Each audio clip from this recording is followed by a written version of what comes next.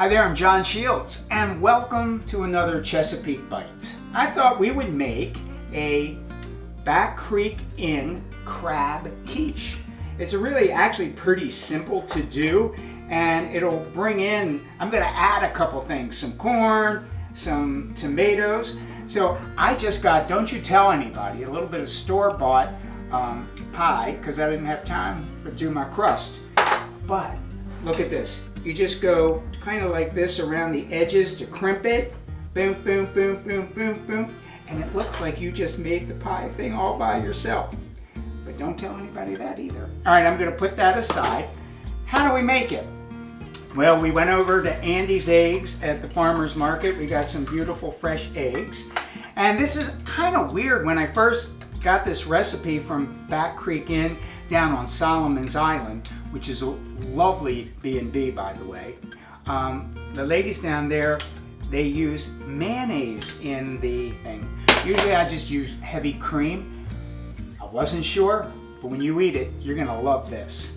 So basically this is the base. You know, you have a little bit of mayonnaise, you have some whole eggs in there. And then it's really preferable if you can use some fresh thyme.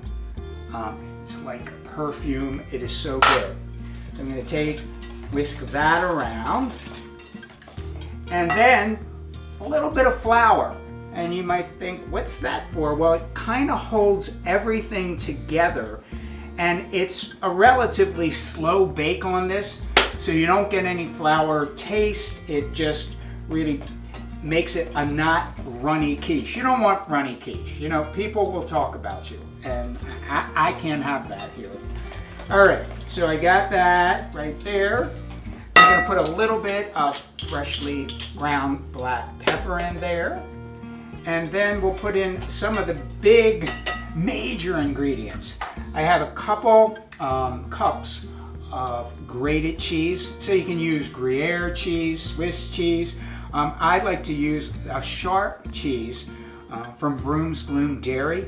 They make a phenomenal sharp cheddar, but whatever you like, just go for it. It's a cheesy kind of pie here.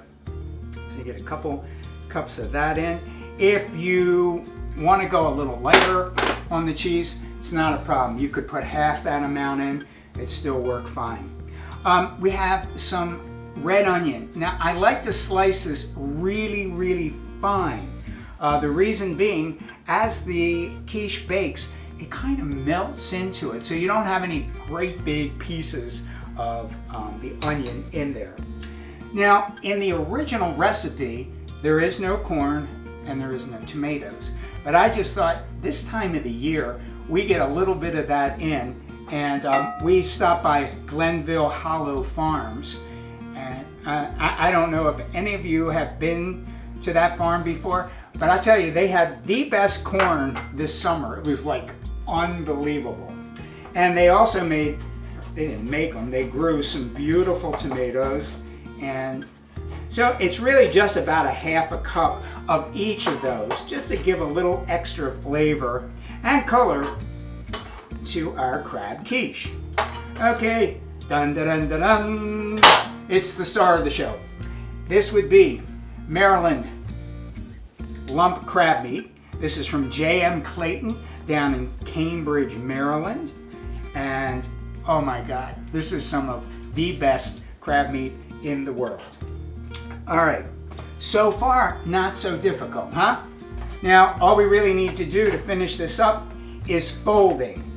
Everything's kind of mixed.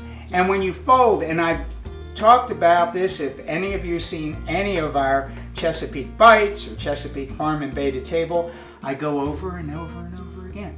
When you're working with crab and you're working with any kind of mixtures or crab cake, you fold very gently, because we did get some of the best crab in the world, and we did get the lump crab, and so you want to try to make sure those lumps don't all fall apart. So be very gentle. Okay. Next, here's the pie crust. I'm going to just put this in here. And I preheated the oven to like 350 degrees. And the entire process should take about 40 to 50 minutes. And we're gonna make sure that kind of it, number one, it looks done, and number two, that when we put a knife into it, that it comes out clean. So that's pretty much it. So I just sort of smooth this all around like that. Woo, this is a pretty pie. Okay, got it?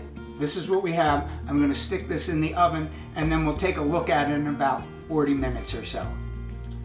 It's always hard to be patient while these things bake, but look at this.